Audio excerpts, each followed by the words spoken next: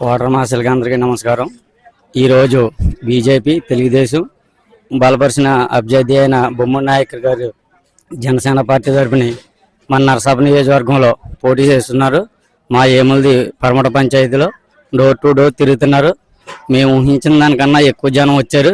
స్పందన బాగుంది. కనీసం ఒక 40-50 వేల మెజార్టీతో నెగ్గుతారని మేము ఆశిస్తున్నాం.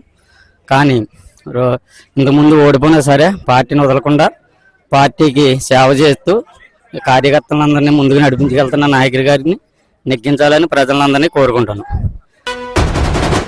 జనసేన అభ్యర్థి బొమ్మిడి నాయకర్ గారి గుర్తు గాజు గ్లాసు.